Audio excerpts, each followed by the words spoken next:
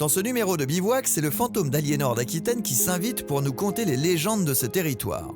Autrefois racontés au coin du feu, ces mythes viennent renforcer notre identité régionale à l'heure de la mondialisation et de la culture unique. Sous Poitiers, il y a énormément de tunnels, de passages souterrains qui ont été à l'origine de nombreuses légendes, de nombreux fantasmes encore aujourd'hui.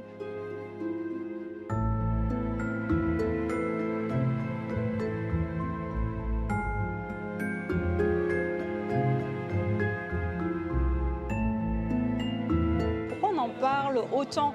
C'est pas possible, ça doit peut-être exister entre guillemets. On a des choses assez magiques autour de chez nous, c'est dommage de ne pas s'en servir.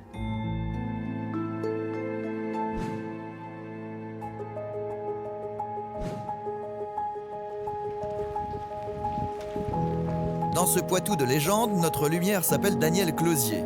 Originaire du Québec, ce guide conférencier d'art et d'histoire connaît les légendes du Poitou mieux que quiconque. On a l'avantage d'avoir un patrimoine qui est riche, qui est varié aussi. C'est vrai qu'on connaît Poitiers surtout pour le Moyen-Âge, pour la Renaissance, mais il y a aussi un patrimoine plus récent jusqu'au XXe, XXIe siècle. Le destin a voulu que je me retrouve ici, mais finalement beaucoup de villes comme ça ont un passé très riche et des fois il suffit juste de pousser des portes ou d'ouvrir des boîtes d'archives pour découvrir des pans entiers de ce qu'on a sous les yeux et qu'on connaît finalement pas du tout. Il y a encore énormément de choses à découvrir et à connaître, parce qu'on n'épuise jamais l'histoire d'une ville, surtout une ville aussi ancienne que celle-ci en fin de compte.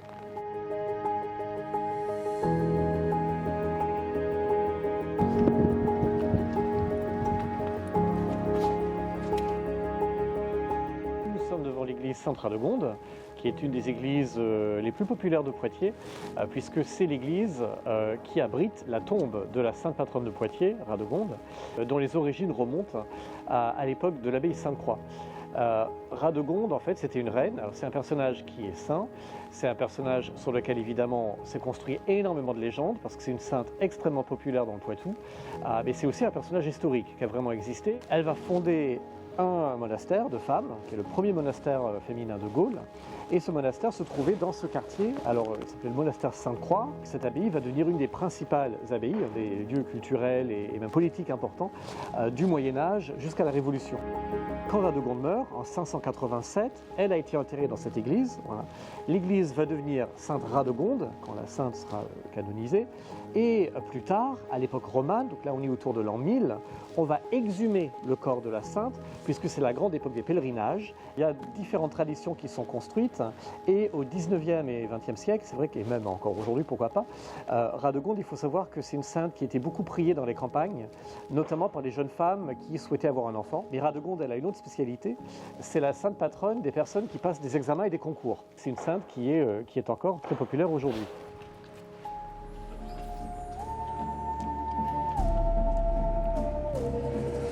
La tombe est surélevée, puisque la tradition, c'est de passer sous la tombe. Alors il faut faire une sorte de 8, comme ça.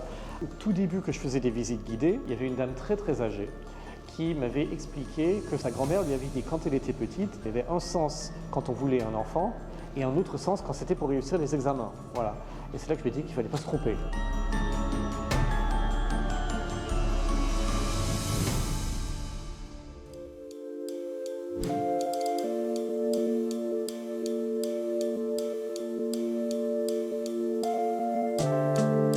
Histoire médiévale très importante, hein. On a de nombreux joyaux. On est quand même sur un territoire où il y a beaucoup de choses à raconter. Je me suis posé la question comment faire découvrir un territoire avec ses légendes, comment on pouvait jouer avec. Et c'est là-dessus que j'ai pu rencontrer quelqu'un de l'école de design, parce que le jeu, c'est quand même particulier, c'est un peu comme un film, on ne sait pas tout ce qui se passe en amont, on pense que c'est facile, mais le jeu c'est pareil, il y a beaucoup d'étapes. Moi je rêvais d'un jeu plateau avec le territoire de Grand Poitiers, mais on se rend compte que quand on va le construire, quand on va devoir le fabriquer, ça va nous coûter très cher. Donc c'est pour ça qu'on a abouti à une réflexion sur un jeu de cartes, sur les contes et légendes de Grand Poitiers. Et de cette recherche derrière, on a pu donc créer ce jeu de cartes avec ces 8 légendes. Je le voulais assez simple, puisque ça va être aussi des touristes qui vont les acheter, des grands-parents, que ça soit une règle simple, ludique. C'est vrai que là, le jeu, il est assez court, la partie peut se faire en 20 minutes, et ça peut faire un peu des jeux de rôle, et c'est ça qui est très sympa.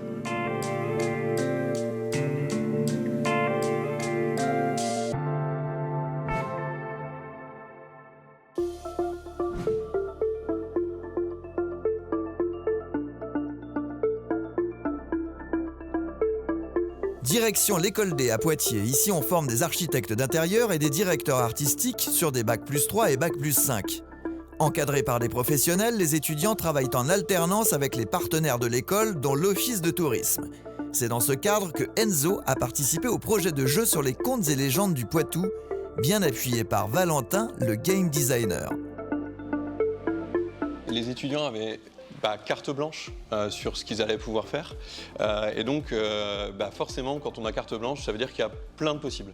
L'objectif de Grand Poitiers, c'était pas de faire un jeu vu et revu, c'était de créer une proposition originale. Vous avez travaillé sur différents concepts, et parfois des concepts qui pouvaient ne pas aussi être adaptés au public cible. C'est-à-dire que le jeu va être vendu à des personnes qui sont des touristes, entre autres. On a pu s'inspirer, trouver des idées grâce à des jeux que Valentin nous avait parlé, comme par exemple Aoka, qui est un jeu sur le territoire du Périgord. Les enjeux étaient vraiment simplement de faire une première étude, de permettre à la direction de l'Office de tourisme de se dire quelle direction est-ce qu'on prend. À la suite de votre étude, la direction de l'Office de tourisme s'est rendu compte qu'il était probablement plus pertinent de partir sur un jeu de cartes. Plus d'une 60aine de cartes dans le jeu. Et donc tout de suite, ça veut dire qu'on peut mettre en valeur le territoire. L'avantage, déjà, de permettre énormément de possibilités, tout en ayant un jeu qui soit à un coût relativement abordable, et en même temps d'illustrer énormément de choses. Des personnages, des légendes, des lieux, des légendes, des objets, des créatures. Et donc l'objectif aussi, c'est qu'on parte explorer et qu'on nourrisse l'imaginaire des gens. Hop là. Allez, je prends la légende du cheval Malek. Je pense que je vais la garder, celle-là. Grâce à l'Office de tourisme, on a eu la chance de pouvoir aller visiter, que ce soit les différents monuments. Et en plus, on a pu aussi aller faire des recherches à la médiathèque, aller voir dans des livres. Et donc, on a pu faire une recherche, savoir quels contes et légendes étaient importants pour certaines villes, certains lieux spécifiques de Grand Poitiers. On a la Grand Goule, on a Sainte-Radegonde, on a la légende de Mélusine. Il y a Chauvigny aussi. Où il y a la légende de la bigorne et de la lige galerne, donc deux créatures qui vivraient dans le donjon de Chauvigny. On a les escaliers du diable.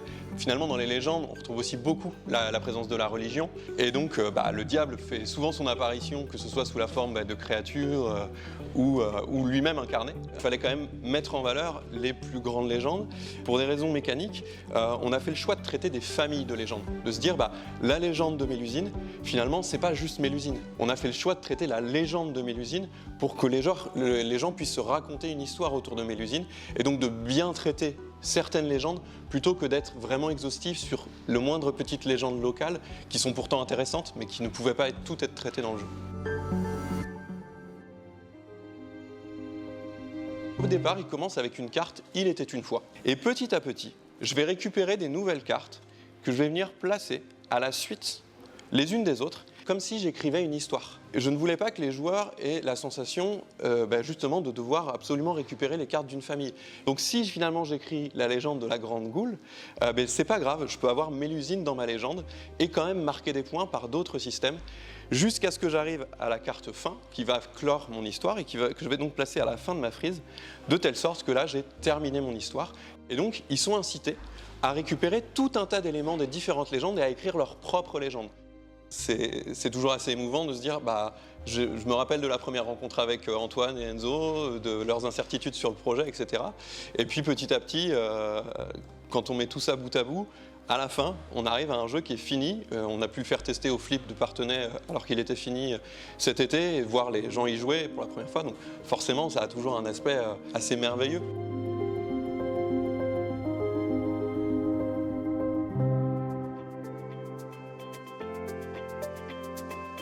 C'est important d'associer un territoire avec un jeu. Le phénomène du jeu de société est un phénomène qui est maintenant impactant. C'est un outil culturel qui est présent dans toutes les familles, qui s'étend, dont l'usage est devenu courant. Ne pas avoir son jeu, ça pouvait être difficilement compréhensible. Et alors d'autant plus que sur le territoire, on a des acteurs du jeu très dynamiques, très volontaires et extrêmement compétents. C'était une super opportunité de pouvoir associer l'école de design, qui est un élément moteur et de création sur le territoire, que nos étudiants prennent toute leur part dans cette création de jeu. Et finalement, on en arrive à un produit vraiment de qualité.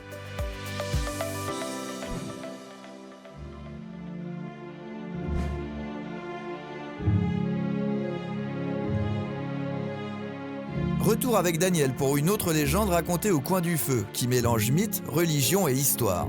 Nous sommes en 1202. La ville de Poitiers est assiégée par les Anglais. Le clerc du maire est alors chargé de négocier avec l'ennemi.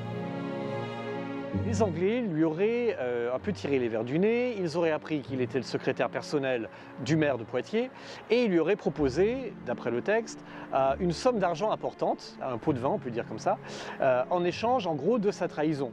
Et il va accepter. Et donc il accepte l'argent et il leur propose aux Anglais d'attendre la nuit de Pâques. Il ouvrira la porte sud, donc la porte de la tranchée aux Anglais. Et arrive la nuit de Pâques, il rentre chez le maire pour voler les clés. En arrivant dans la chambre du maire, les clés ont disparu. Il ne les trouve pas. Il raconte au maire qu'il faut ouvrir les portes d'urgence parce qu'il y a un diplomate du roi qui arrive. Enfin, il raconte des salades pour obtenir les clés. Mais le maire se rend compte que les clés ont disparu, lui aussi. Et alors, se doutant de la trahison, le maire fait sonner les cloches de la ville, le tocsin, les poitevins grimpent sur les remparts et on voit les Anglais. Mais on raconte que les Anglais sont devenus complètement fous et les poitevins assistent à la scène. Les Anglais, l'armée anglaise, devant la porte de la tranchée, est en train de s'entretuer. En fait, les soldats se tuent les uns les autres. Ils auraient vu apparaître, au-dessus de la porte de la ville, la Vierge Marie et de chaque côté, Saint-Hilaire et Sainte-Radegonde, les deux saints patrons de Poitiers réunis pour défendre leur ville. Apprenant le prodige, le maire ordonne à ce qu'on aille dans l'église Notre-Dame-la-Grande pour remercier la Vierge d'être intervenue et d'avoir sauvé la ville des Anglais. En arrivant dans le chœur de l'église, dans les mains de la statue du chœur, on voit qu'elle tient, bien sûr, les clés disparues.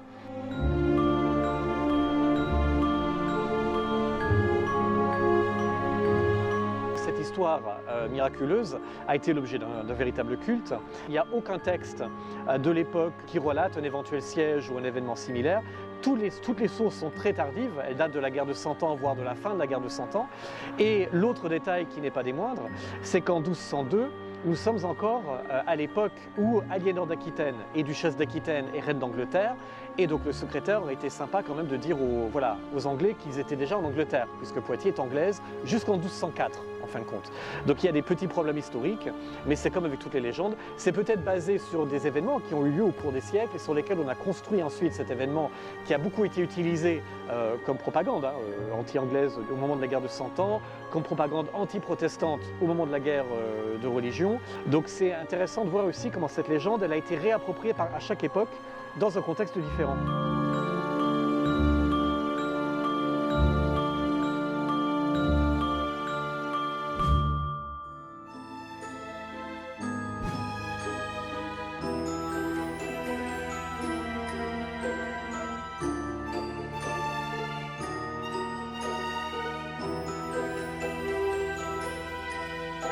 La pierre calcaire du Poitou, elle est très tendre et dès l'époque des Romains, elle a été utilisée pour la construction. Sous Poitiers, il y a énormément de tunnels, de passages souterrains qui ont été à l'origine de nombreuses légendes, de nombreux fantasmes encore aujourd'hui. Une des légendes les plus connues, liées justement aux souterrains, c'est la légende de la Grand-Goule. Là, on est au bord du Clin, on n'est pas loin de l'abbaye Sainte-Croix, de l'ancienne abbaye Sainte-Croix, et plusieurs textes, depuis la fin du Moyen-Âge, racontent qu'il y a fort longtemps, à l'époque de Radegonde, donc au VIe siècle, il y avait au fond du Clin une créature maléfique, satanique, qui s'appelait la Grand-Goule, une espèce de dragon comme ça, avec des ailes, qui crachait le feu, qui avait une queue de serpent, enfin qui était un véritable monstre. Et lorsque les eaux étaient hautes, on raconte que la Grand-Goule sortait du Clin et allait se promener dans les souterrains, notamment de l'abbaye Sainte-Croix, où elle terrifiait et parfois même elle dévorait les religieuses qui s'y perdaient. Et alors il y a différentes versions de la légende, mais on dit qu'un jour Radegonde, qui en avait marre de cette créature qui semait la terreur dans son monastère, descend armé de son seul courage et d'une petite croix dans la cave et aurait terrassé la bête. Voilà. Il y a une autre version où on raconte qu'on la voit sortir de la cave avec la Grand-Goule attachée à une laisse, donc elle l'aurait rendue rendue inoffensive. En tout cas, elle a libéré Poitiers du monstre, ce qui est une légende qui va devenir très populaire à partir de la fin du Moyen-Âge. Et elle est à l'origine d'une grande procession qui avait lieu tous les 13 août, c'est le jour de la Sainte-Radegonde. Et on promenait dans les rues une grande goule en bois. Donc, il y avait une grande sculpture qui représentait le monstre, qui est le symbole donc, de la Sainte et de Poitiers. Et cette créature était devenue presque une créature protectrice, en fin de compte. En tout cas, cet animal très populaire est devenu un objet de musée. À partir du 19e, il était rangé, la bête était rangée dans le grand séminaire et elle est rentrée ensuite, au début du XXe siècle, dans les collections du musée de Poitiers. On peut encore la voir aujourd'hui.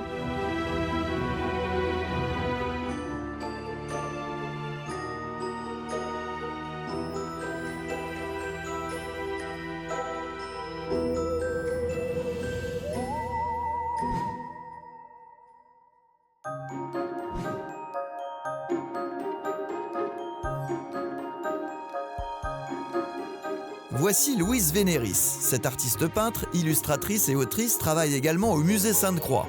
C'est là qu'un soir, au bout d'un couloir, elle fit la rencontre qui changea son histoire. Pendant que je surveillais le musée, je suis tombée amoureuse en fait de ce dragon en bois, cette sculpture. J'adore les œuvres du musée en fait et du coup ça m'a inspirée de faire un petit conte pour enfants. Je suis autrice, illustratrice et aussi dyslexique et c'est pour ça que j'ai adopté mon livre pour les dyslexiques, que ce soit pour les enfants et aussi pour les parents. Nous les dyslexiques, il y a des lettres, des fois elles sont trop collées, elles sont trop serrées et on n'arrive pas à les dissocier les unes des autres et du coup c'est important de faire attention à l'écriture. C'est très espacé pour que l'enfant, ça l'oblige à reprendre la respiration pour pouvoir lire tranquillement. L'idée, c'est que la Grande Goule arrive au musée Sainte-Croix et elle essaye de s'intégrer parmi les œuvres. Sauf qu'en fait, ça va être compliqué parce qu'elle fait un petit peu peur. Elle a des grands crocs, elle a des écailles, elle a un corps de serpent, elle a des ailes de chauve-souris. Voilà, c'est un petit peu effrayant tout ça. Avec sa petite queue de scorpion, avec cette pince, elle fait peur. Et ça va pas être évident pour elle de trouver sa place dans le musée.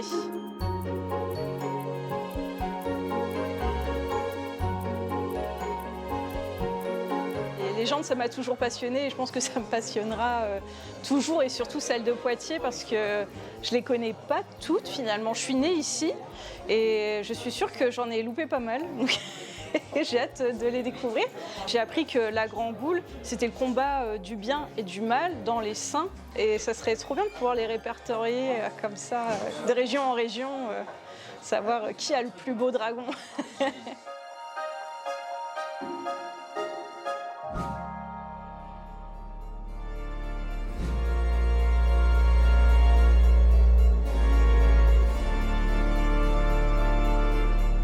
Ces escaliers tiennent leur nom d'une légende qui est liée à la construction d'une des églises les plus importantes de Poitiers, qui est l'église Saint-Hilaire. On raconte que le diable, voyant d'un mauvais œil la construction de nouveaux bâtiments, se serait transformé, enfin, il aurait pris l'apparence d'un ouvrier tailleur de pierre, faisant exprès pour saboter le travail des autres. Et au bout d'un moment, on ne comprend pas, le chantier n'avance pas. Il y a différentes versions de l'histoire, soit il y a une bénédiction qui protège l'église, soit il est démasqué par un autre des ouvriers. En tout cas, l'histoire dit que lorsque le diable a vu qu'il était découvert, il serait furieux et il aurait disparu en laissant derrière lui une odeur pestilentielle épouvantable. Ça aurait imprégné une pierre et cette pierre, on l'a surnommée depuis la pierre qui pue. On grattait la pierre avec une monnaie ou avec une clé ou un objet un peu dur et il y avait une odeur de soufre. En réalité, cette pierre était un morceau de sarcophage paléochrétien qui, depuis le 19e siècle, a été détaché de son mur et se trouve aujourd'hui au musée Sainte-Croix, en fin de compte. Et d'ailleurs, l'odeur a disparu aussi, à force, avec le temps.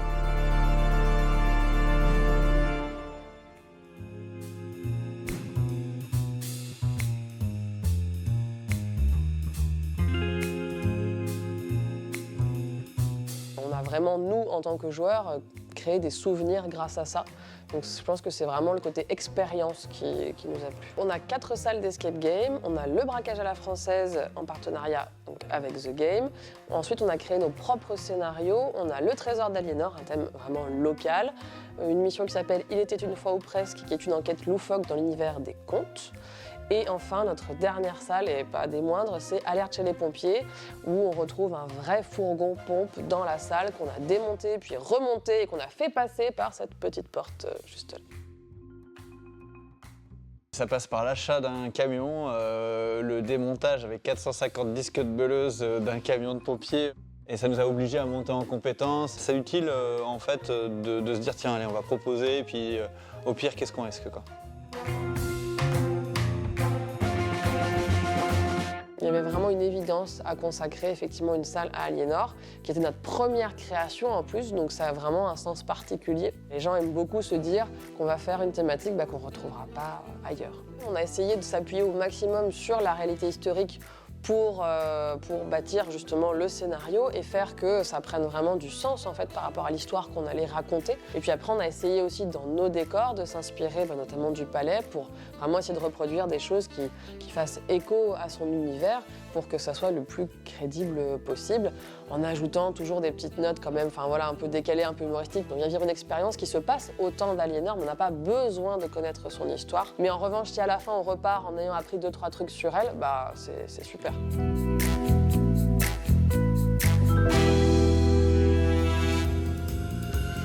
À côté de nos 4 salles d'escape game, on a aussi une salle privée de karaoké, vraiment dans cette envie aussi de faire passer toujours un bon moment effectivement à nos visiteurs. Qui vient ici, les amis, les familles, les entreprises. Les profils sont très très variés. La salle est labellisée Expérience Famille par le département. En général, pendant les vacances, on a essentiellement des amis et des familles. Et un peu avant les vacances, et notamment en décembre, souvent des team building qui viennent effectivement se challenger.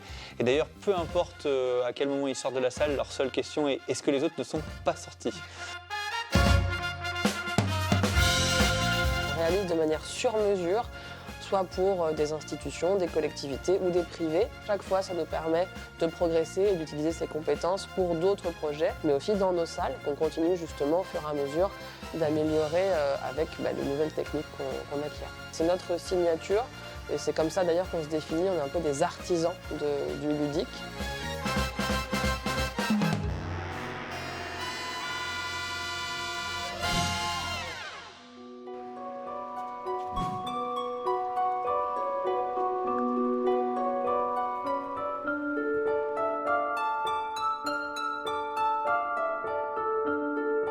En 1753, il y a un convoi de barils de poudre à canon qui étaient transportés sur des charrettes, tirées par des mulets, et qui étaient stationnés sur la place. D'après les témoins, le mulet, en frappant le sol avec son sabot, aurait réussi avec son fer à faire une étincelle contre le pavé.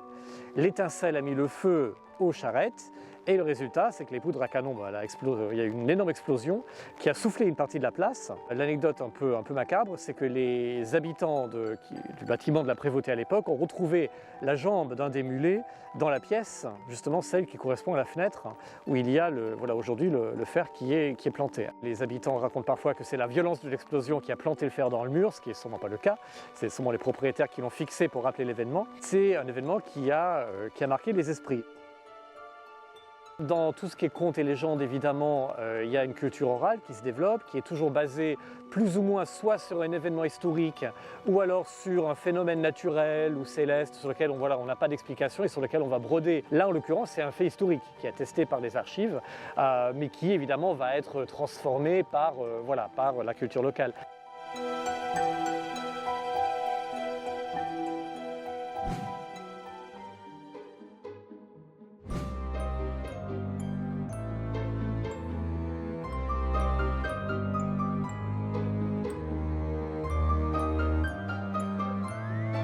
En arrivant sur l'Igugé, la commune où j'habite aujourd'hui, je me suis intéressée récemment aux bestioles fantastiques du Poitou. La plupart, c'est des chasses fantastiques type attrape-couillon, comme la bigorne. Alors la bigorne qui est connue à d'autres endroits, mais dans le Poitou, c'est une espèce d'animal avec des grandes cornes, qui est parfois décrite comme une chèvre, parfois comme un oiseau, parfois comme un reptile. Donc moi, j'ai mixé un peu toutes ces choses-là pour donner quelque chose de cohérent. J'ai toujours été intéressée par tout ce qui était folklore païen, on va dire, plutôt disparu dans nos campagnes. Et quand j'étais beaucoup plus jeune, je trouvais que des choses qui étaient dans les régions de Bretagne ou dans les pays du Nord.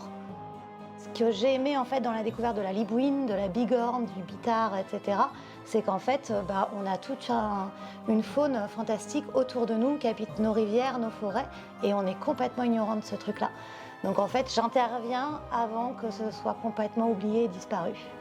Je me suis rendu compte qu'en fait, il y avait des descriptions qui sont très précises. La libouine, on l'a chassée donc à Ligugé, à Vivonne, mais on l'a chassée aussi en Saintonge.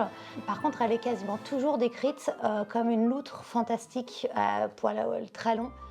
Je me suis concentrée sur la bigorne, le bitard et le daru. J'arrive à trouver des gens qui se souviennent de la chasse à la bigorne, de la libouine et puis le bitard qui a été repris par les étudiants de Poitiers. Tête de fouine à corps de carpe, patte de lièvre et plume de paon. Donc j'ai fait une proposition cohérente par rapport à ça. Pour ce projet-là, comme je suis partie sur du carnet naturaliste, je suis partie sur des techniques assez rapides, assez senties dans le geste. J'ai fait crayon, fusain et aquarelle, qui sont vraiment des techniques plus adaptées au terrain.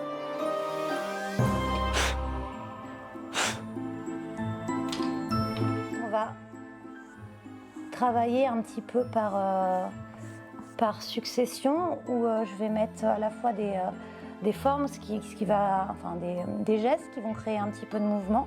Et ensuite, je vais venir par mouvements successifs affiner l'animal.